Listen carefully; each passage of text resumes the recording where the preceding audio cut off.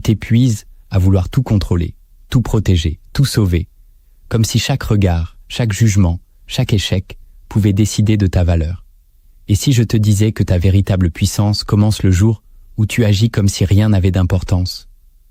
Pas par indifférence, pas par froideur, mais par lucidité stratégique.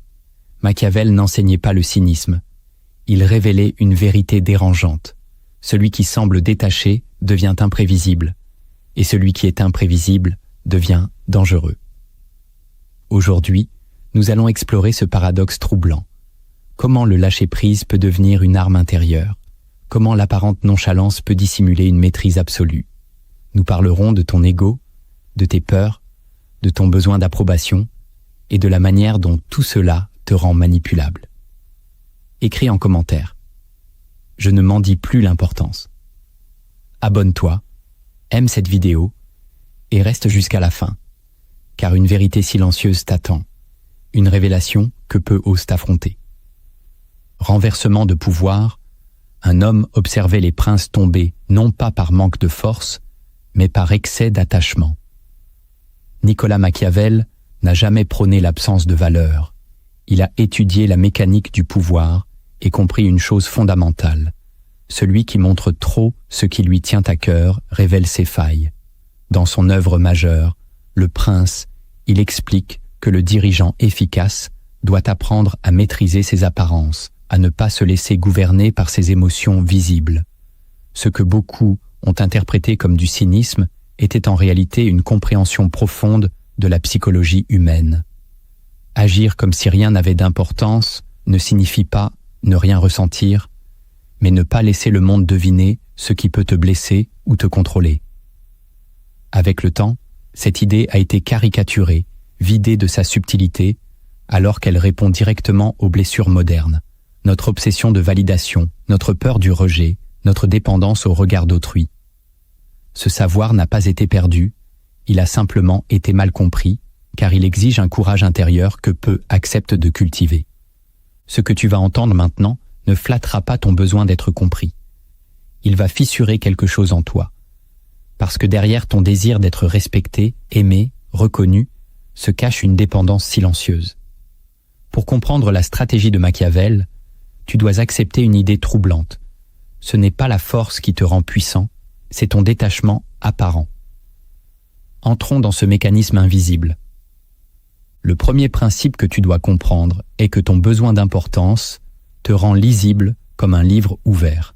Chaque fois que tu cherches à prouver ta valeur, à corriger une critique, à défendre ton image, tu offres aux autres une carte précise de tes faiblesses. Celui qui veut absolument être respecté révèle qu'il doute encore de lui-même. Celui qui s'empresse de répondre à l'offense montre exactement où il peut être touché. Machiavel observait que les hommes sont gouvernés moins par la vérité que par les perceptions, et que la perception la plus dangereuse est celle de la dépendance. Si ton humeur dépend d'un message, d'un regard ou d'un silence, alors ton centre de gravité est à l'extérieur de toi. Agir comme si rien n'avait d'importance, ce n'est pas nier la douleur, c'est refuser d'en faire un spectacle exploitable. Imagine une négociation où l'autre sent que tu as absolument besoin de conclure. Il fera monter le prix. Imagine une relation où l'autre comprend que tu as peur de perdre. Il testera tes limites. Ton attachement excessif crée un déséquilibre. Le détachement apparent rétablit la symétrie. Lorsque tu apprends à ralentir tes réactions, à ne pas répondre immédiatement, à ne pas te justifier à la moindre accusation, tu crées un vide. Et ce vide devient un espace de projection pour les autres. Ils ne savent plus exactement ce que tu penses, ni ce que tu ressens. L'imprévisibilité commence là. Ce principe exige un travail intérieur profond, car il heurte ton ego qui réclame reconnaissance et sécurité. Pourtant, plus tu cesses de quémander l'importance, plus ton attitude change subtilement. Tu écoutes davantage, tu parles moins, tu observes plus finement. Tu comprends que l'importance ne se réclame pas, elle se dégage. Et paradoxalement, le jour où tu n'as plus besoin d'être validé, c'est souvent ce jour-là que le respect commence à s'installer autour de toi. Le deuxième principe que tu dois intégrer est celui du détachement stratégique. Vouloir sans paraître vouloir est une forme de maîtrise que peu de personnes développent. Lorsque tu montres trop clairement ton désir, tu actives une dynamique de pouvoir où l'autre devient détenteur de ce que tu convoites. Dans une discussion professionnelle, dans une relation affective, même dans une simple interaction sociale, celui qui semble le plus investi perd souvent l'avantage. Ce n'est pas une question de manipulation grossière, mais d'équilibre invisible. Le détachement stratégique consiste à agir avec intensité intérieure tout en conservant une apparente légèreté extérieure. Tu travailles dur, mais tu ne sembles pas désespéré. Tu aimes profondément, mais tu ne te rends pas captif. Tu ambitionnes grand, mais tu n'affiches pas l'urgence. Cette posture crée une tension subtile. Les autres se demandent jusqu'où va ton intérêt réel. Ils hésitent à te sous-estimer. Ils ne savent pas si tu es prêt à partir ou à rester. Cette ambiguïté maîtrisée te protège. Elle empêche qu'on t'enferme dans un rôle prévisible. Pour appliquer ce principe, tu dois apprendre à différer tes réponses émotionnelles. Lorsque tu reçois une proposition, ne montre pas immédiatement ton enthousiasme. Lorsque tu subis une critique, ne montre pas immédiatement ton irritation. Laisse un espace entre le stimulus et ta réaction. Cet espace est ton territoire stratégique. C'est là que tu choisis consciemment ton attitude.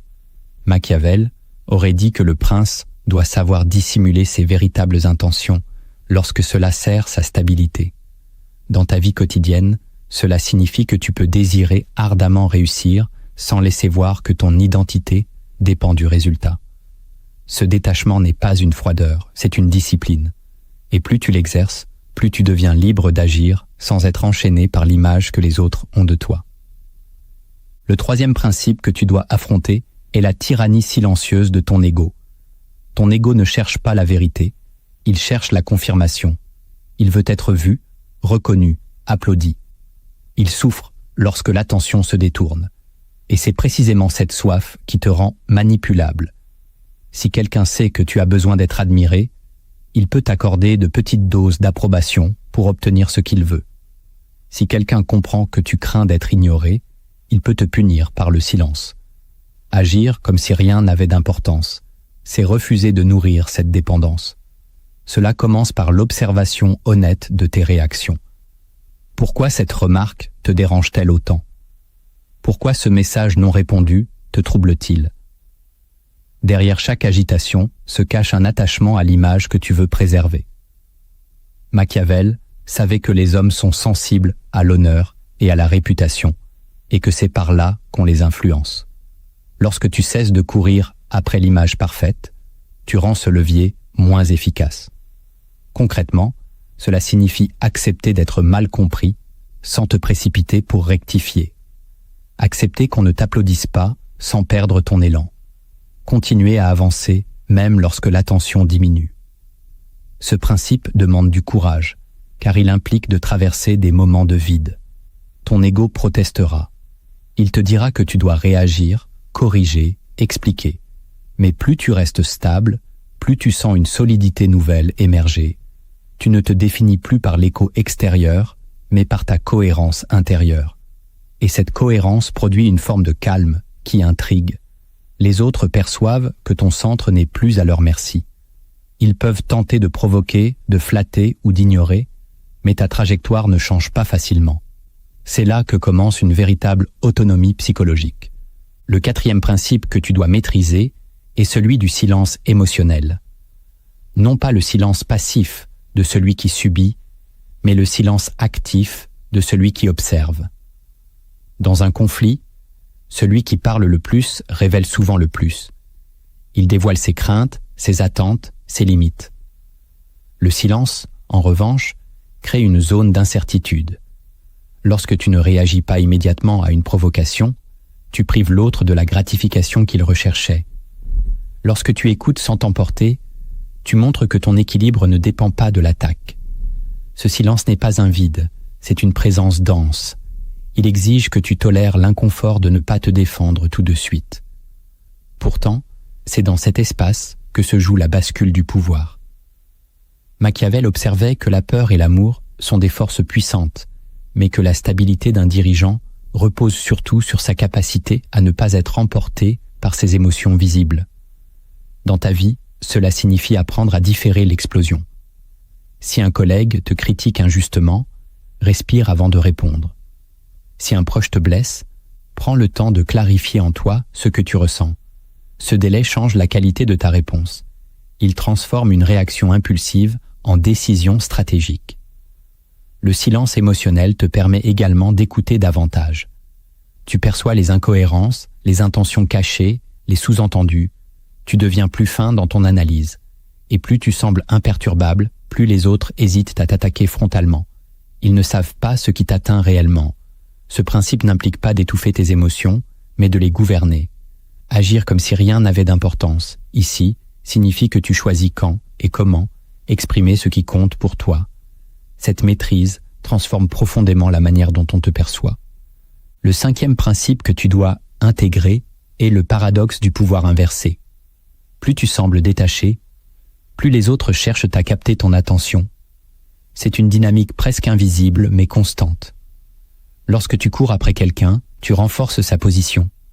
Lorsque tu sembles capable de partir sans drame, tu modifies l'équilibre. Dans une relation, celui qui paraît le moins dépendant possède souvent une influence subtile. Non parce qu'il méprise, mais parce qu'il ne s'accroche pas. Cette posture crée un mystère. Les autres se demandent ce qui te motive réellement. Ils cherchent à comprendre ce qui pourrait te retenir. Ce paradoxe se retrouve aussi dans le travail. Si tu montres que ton identité repose entièrement sur un poste, tu perds une partie de ton pouvoir de négociation. Si tu agis avec compétence, tout en laissant percevoir que tu pourrais évoluer ailleurs, ton positionnement change. Machiavel aurait reconnu cette mécanique, le pouvoir ne se proclame pas, il se suggère. Pour appliquer ce principe, tu dois apprendre à cultiver des alternatives intérieures. Avoir des projets, des compétences, des options qui ne dépendent pas d'un seul résultat. Cette richesse intérieure rend ton détachement crédible. Tu n'as plus besoin de simuler l'indifférence, car tu sais que ta valeur ne repose pas sur une unique validation. Plus tu incarnes cette stabilité, plus les autres ajustent leur comportement. Ils deviennent plus attentifs, plus respectueux, parfois plus prudents. Ce paradoxe révèle une vérité troublante. Ce que tu poursuis avec avidité te fuit souvent, et ce que tu es prêt à laisser partir se rapproche. Maintenant, demande-toi honnêtement, dans quel domaine de ta vie montres-tu encore trop clairement que cela compte pour toi, au point de perdre ton avantage? Le 6e principe que tu dois affronter est le lien invisible entre ta peur de perdre et la perte elle-même. Plus tu redoutes qu'une situation t'échappe, plus ton comportement devient tendu, contrôlant, parfois excessif, et cette tension finit par créer exactement ce que tu voulais éviter. Lorsque tu t'accroches à une relation par crainte d'abandon, tu deviens soupçonneux, exigeant, hyper vigilant, et cette pression étouffe progressivement l'autre. Lorsque tu t'agrippes à une position professionnelle par peur d'être remplacé, tu surjoues, tu cherches à prouver sans cesse ta valeur, et cette agitation trahit une insécurité que les autres perçoivent. Machiavel comprenait que la stabilité d'un dirigeant dépend de sa capacité à ne pas agir sous l'emprise de la panique. La peur rend prévisible et la prévisibilité rend vulnérable. Agir comme si rien n'avait d'importance, ici, signifie rompre le cycle de l'anticipation anxieuse. Cela ne veut pas dire que tu ne tiens pas à ce que tu as construit, mais que tu refuses d'agir à partir de la terreur de le perdre. Concrètement, cela implique d'accepter mentalement la possibilité de la perte. Si cette relation devait se terminer, qui serais-tu encore? Si ce poste disparaissait, quelles ressources internes te resteraient? En te confrontant à ces questions, tu découvres que ton identité est plus vaste que l'objet de ton attachement. Cette prise de conscience diminue l'urgence qui transparaît dans tes gestes. Tu parles plus calmement, tu décides plus lucidement, tu laisses davantage d'espace. Et paradoxalement, cette détente réduit la probabilité de rupture, car les autres ne se sentent plus enfermés par ta peur. Ils perçoivent une stabilité qui rassure. Ce principe te demande un courage particulier. Accepter l'impermanence sans dramatisation. Lorsque tu cesses de lutter désespérément contre ce qui pourrait arriver, tu récupères une énergie immense. Tu redeviens stratège plutôt que prisonnier de ton imagination. Et cette posture change profondément la manière dont les événements se déploient autour de toi. Le 7e principe que tu dois intégrer est que le véritable lâcher-prise n'est pas une fuite, mais une stratégie consciente de positionnement intérieur. Beaucoup confondent détachement et indifférence, alors qu'il s'agit d'une discipline active. L'indifférence est une fermeture, une forme de résignation froide. Le lâcher-prise stratégique est une ouverture lucide. Tu continues d'agir, de construire, d'aimer, mais sans te confondre avec le résultat. Machiavel observait que celui qui dépend entièrement d'un seul appui devient fragile. Le prince avisé multiplie ses soutiens, mais surtout, il cultive une solidité qui ne repose pas sur une affection unique ni sur une circonstance particulière. Dans ta vie, cela signifie que tu poursuis tes objectifs avec intensité, tout en acceptant que leur réalisation ne définisse pas ton essence. Lorsque tu entres dans une discussion importante, tu prépares tes arguments, mais tu n'exiges pas que l'issue corresponde exactement à ton scénario.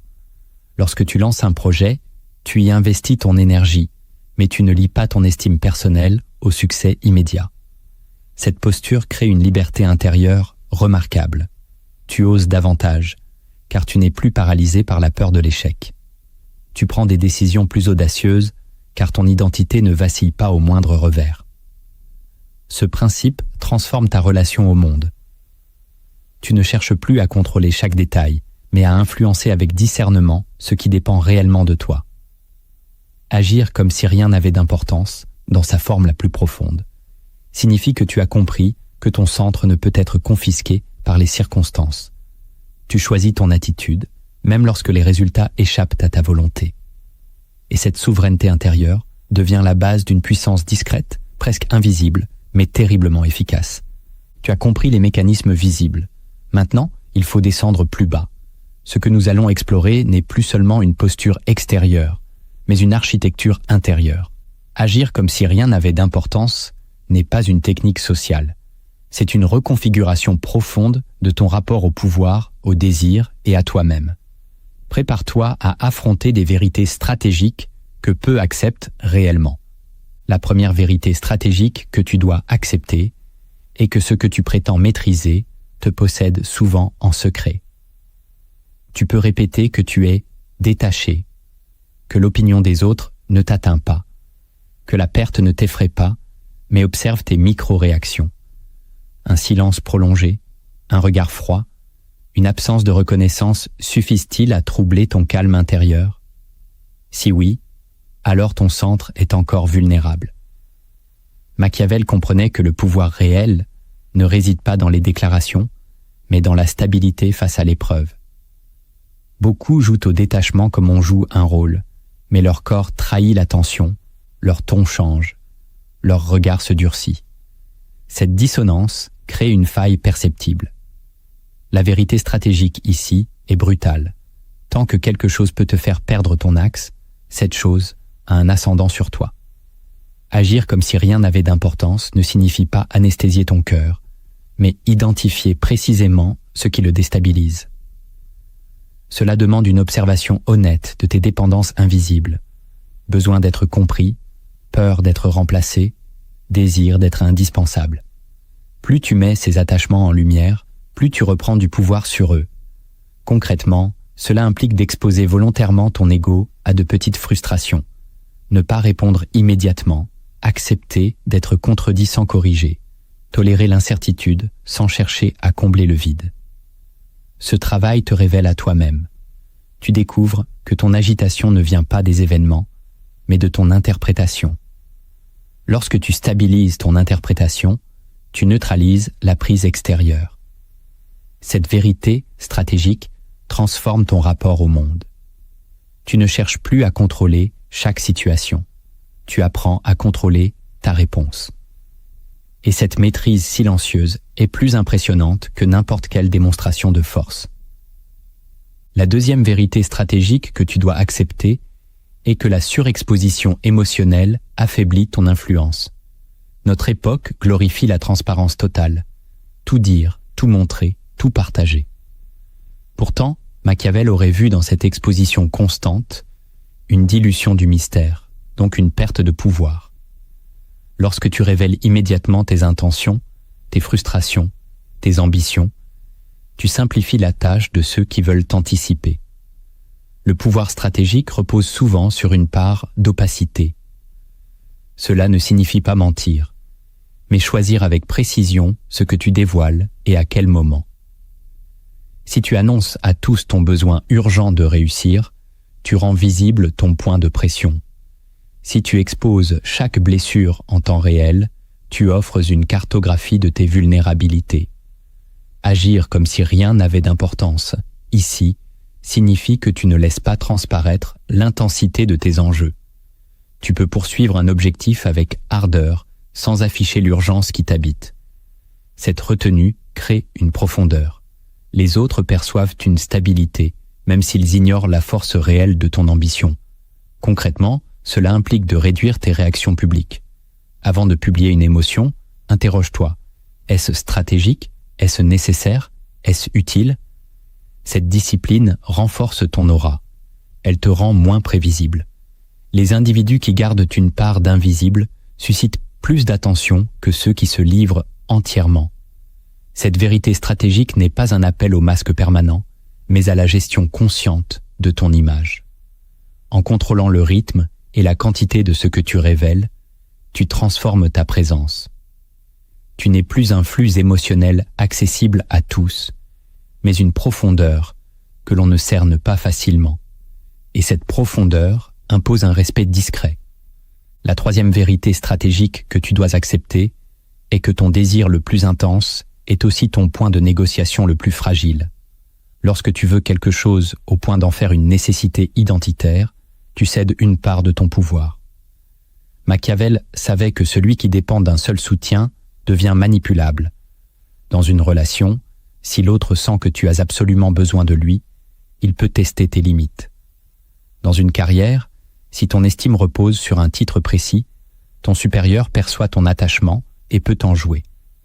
Agir comme si rien n'avait d'importance ne signifie pas supprimer le désir, mais refuser qu'il devienne vital à ton équilibre. La stratégie consiste à élargir ton horizon intérieur. Si cette option disparaît, d'autres restent possibles.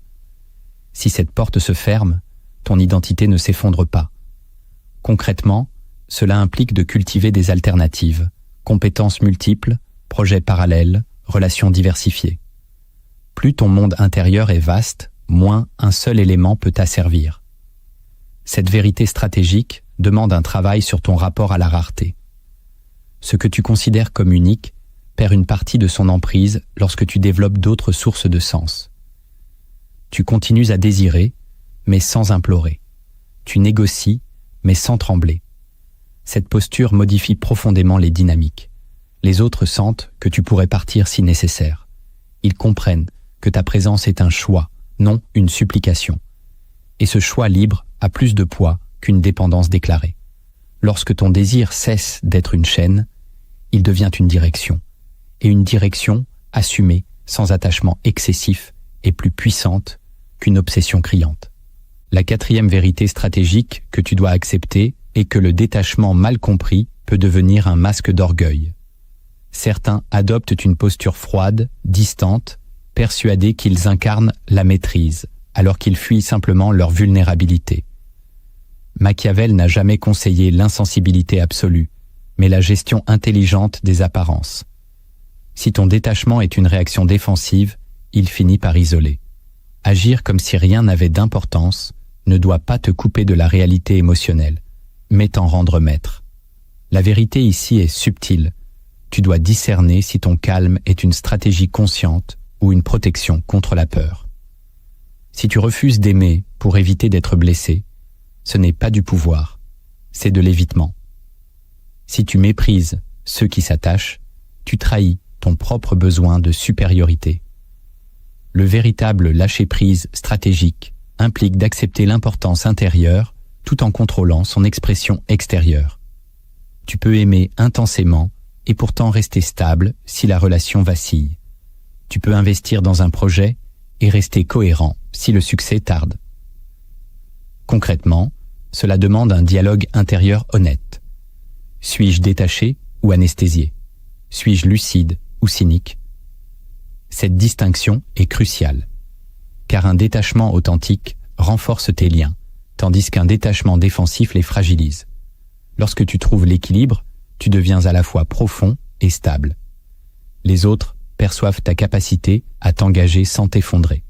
Cette combinaison inspire confiance. Elle montre que ton calme n'est pas une carapace, mais une force. Et cette force, parce qu'elle est intégrée et non feinte, devient difficile à ébranler. La 5e vérité stratégique que tu dois accepter est que la rareté crée l'attraction, mais seulement si elle est authentique. Lorsque tu te rends trop disponible, trop prévisible, trop accessible, tu diminues la tension qui nourrit l'intérêt. Machiavel observait que l'attente et l'incertitude influencent profondément le comportement humain. Si les autres savent que tu seras toujours là, que tu répondras immédiatement, que tu accepteras sans condition, ils cessent d'évaluer ta valeur. Agir comme si rien n'avait d'importance signifie que tu n'organises pas ta vie autour de l'approbation constante. Tu réponds lorsque tu choisis de répondre. Tu acceptes lorsque cela correspond à tes critères. Cette autonomie crée une distance saine. Elle ne vise pas à manipuler, mais à préserver ton centre. Concrètement, cela implique de redéfinir tes priorités.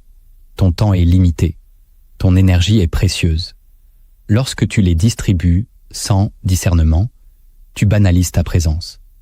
En revanche, lorsque tu sélectionnes tes engagements, tu renforces leur poids. Les autres apprennent que ton attention n'est pas automatique. Elle se mérite par la réciprocité et le respect. Cette vérité stratégique révèle une dynamique paradoxale. Plus tu sembles capable de t'éloigner, plus on cherche à te retenir. Plus tu incarnes la liberté, plus ta présence devient désirable. Cependant, cette rareté doit être sincère.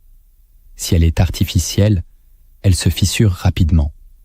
Elle doit découler d'une vie intérieure riche, de projets personnels, d'une direction claire. Lorsque ton existence ne dépend pas d'un seul regard, ta posture change naturellement. Et cette posture influence subtilement toutes tes interactions. La 6e vérité stratégique que tu dois accepter est que le vide peut être une arme silencieuse. Dans une discussion tendue, le silence prolongé met souvent l'autre mal à l'aise. Dans une négociation, l'absence de réaction immédiate pousse parfois l'interlocuteur à révéler davantage qu'il ne l'aurait prévu. Le vide crée une tension psychologique que beaucoup cherchent à combler trop vite. Machiavel comprenait que l'anticipation et l'incertitude façonnent le comportement humain plus efficacement que la confrontation directe. Lorsque tu réponds instantanément à chaque attaque, à chaque proposition, à chaque provocation, tu donnes un rythme que l'autre peut exploiter. Lorsque tu introduis un espace, tu reprends le contrôle du tempo. Agir comme si rien n'avait d'importance signifie que tu n'es pas pressé de prouver, de corriger, de rassurer. Tu laisses le silence travailler. Concrètement, cela implique de ralentir volontairement tes échanges. Après une remarque agressive, ne justifie pas immédiatement. Après une offre, ne montre pas tout de suite ton enthousiasme ou ton refus. Observe ce qui se passe lorsque tu ne combles pas le vide. Souvent, l'autre révèle ses intentions réelles, précise ses attentes ou adoucit son ton. Ce vide devient un révélateur. Il met en lumière l'impatience, l'insécurité ou l'excès d'assurance de ton interlocuteur. Cependant, cette stratégie exige une stabilité intérieure. Si le silence t'angoisse, tu le briseras trop tôt. Tu dois apprendre à tolérer l'inconfort de l'attente. Ce calme apparent renforce ton aura. Les autres perçoivent que tu n'es pas dominé par l'urgence. Tu choisis le moment de parler, le moment d'agir. Et ce choix délibéré transforme radicalement la dynamique des échanges.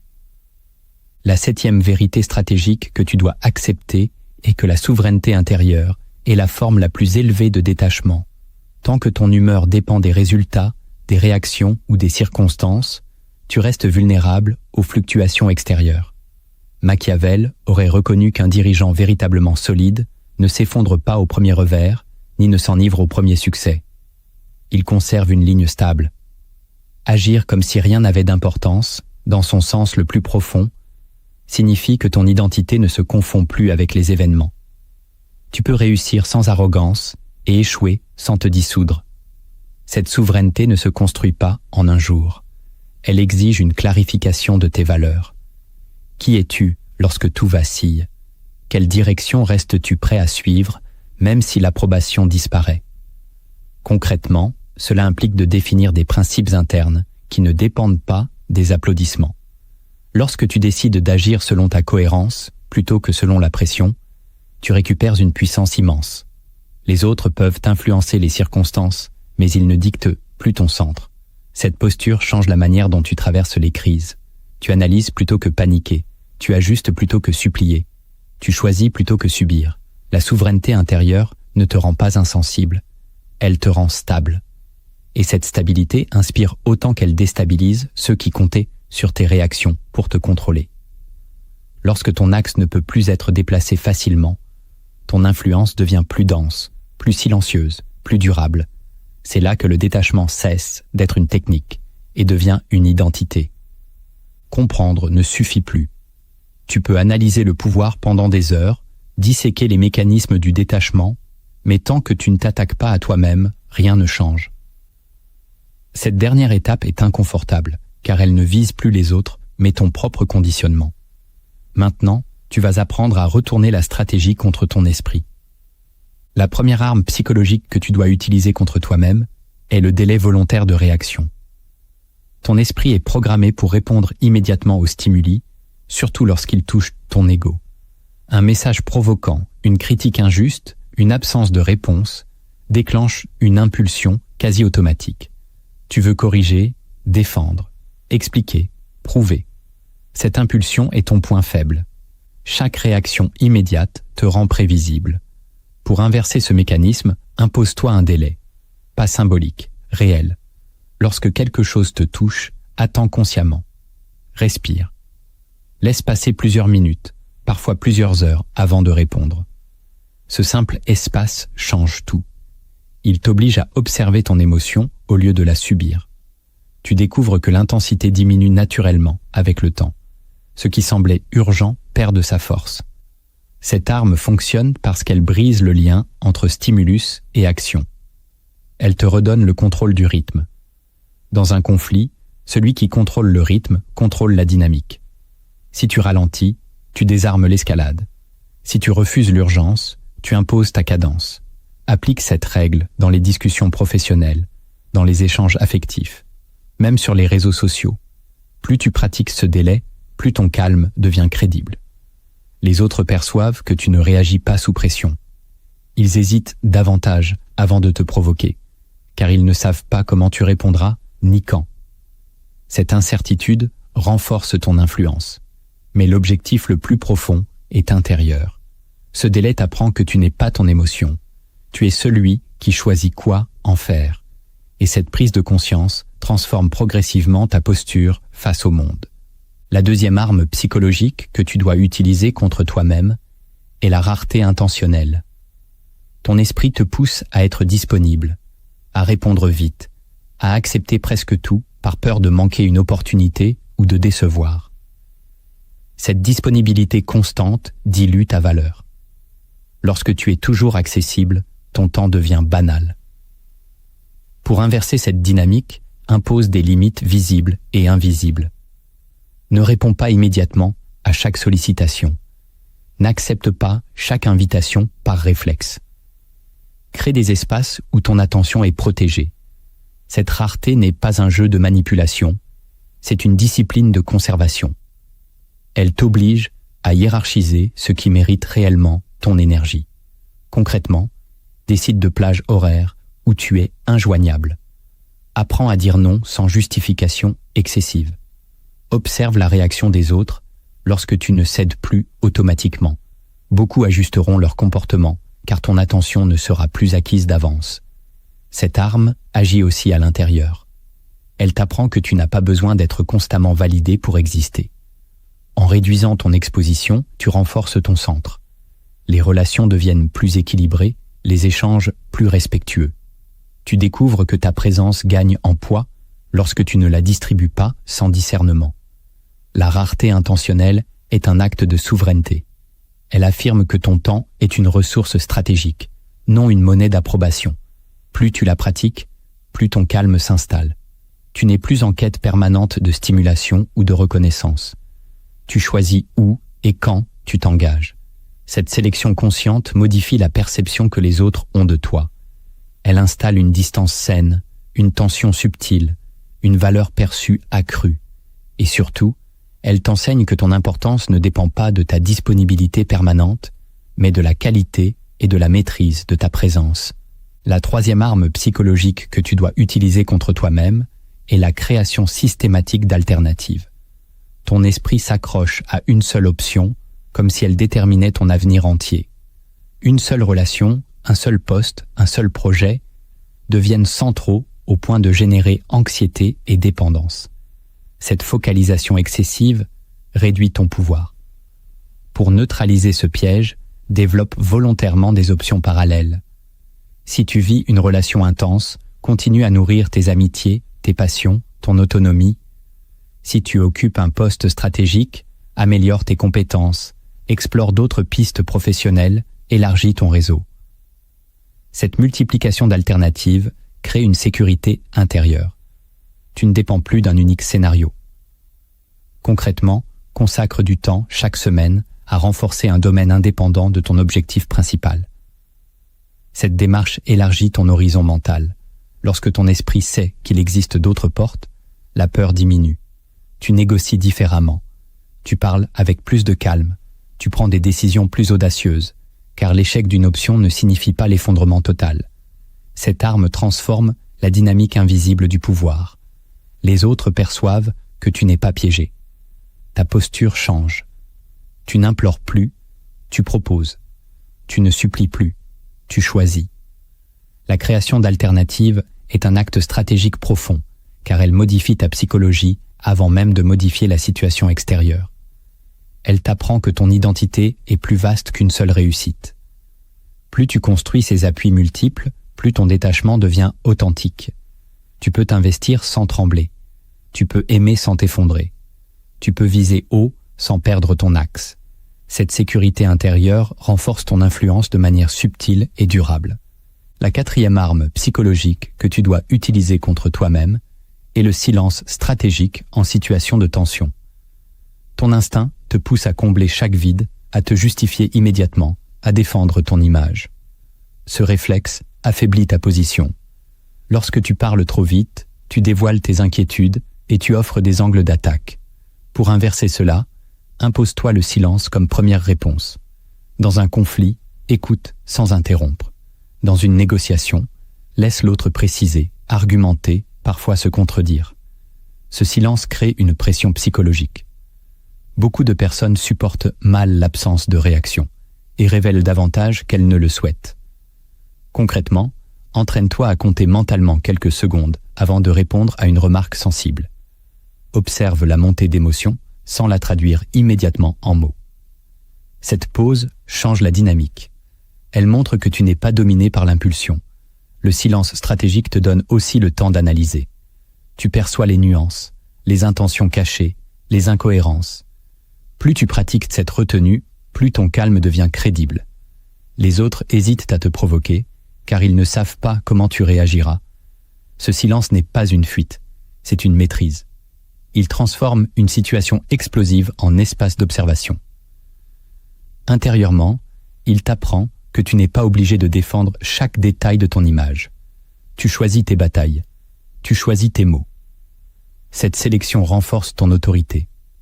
En cessant de remplir chaque vide, tu récupères le contrôle du rythme. Et celui qui contrôle le rythme influence la direction des échanges. La cinquième arme psychologique que tu dois utiliser contre toi-même est la confrontation volontaire à l'impermanence.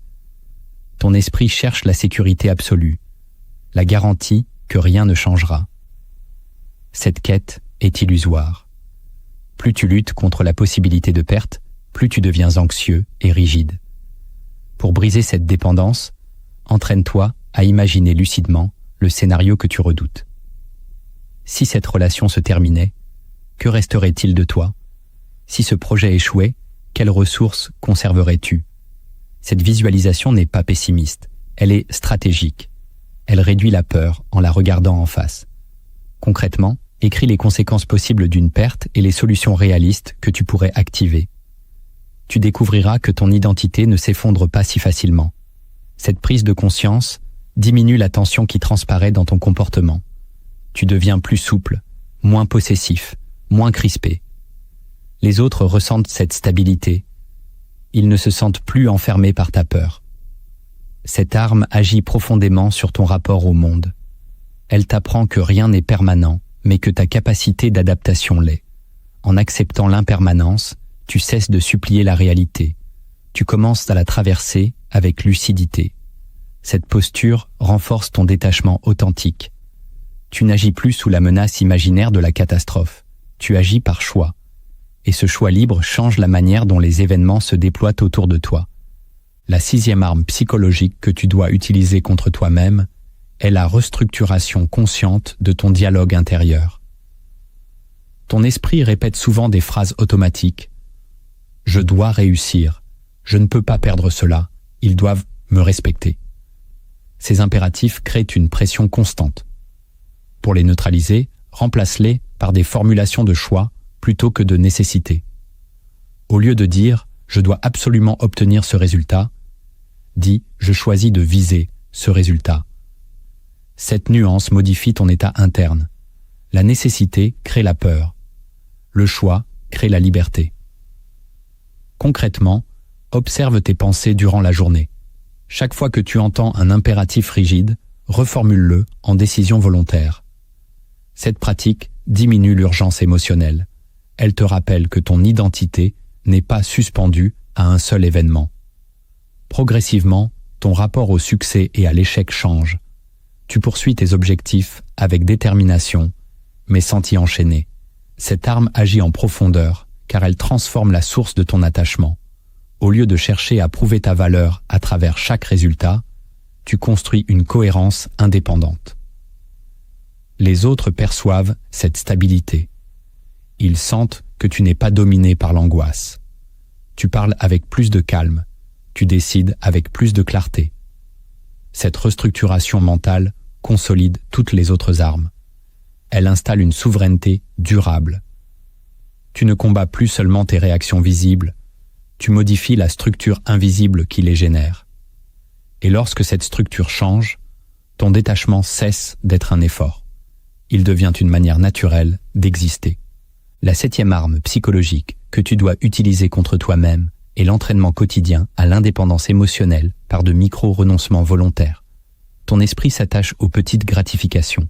Vérifier qui a répondu, rechercher un signe d'approbation, attendre une reconnaissance implicite. Ces gestes semblent anodins, mais ils entretiennent une dépendance subtile au regard extérieur. Pour inverser cette mécanique, choisis chaque jour de renoncer consciemment à une petite validation. Ne vérifie pas immédiatement une notification. Ne cherche pas à corriger une image mal comprise. Laisse une conversation se terminer sans vouloir la contrôler. Ces micro-renoncements renforcent ton autonomie.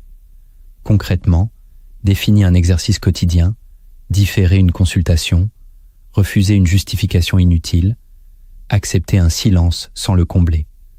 Observe l'inconfort initial. Il révèle ton attachement. Puis remarque comment cet inconfort diminue lorsque tu ne l'alimentes pas.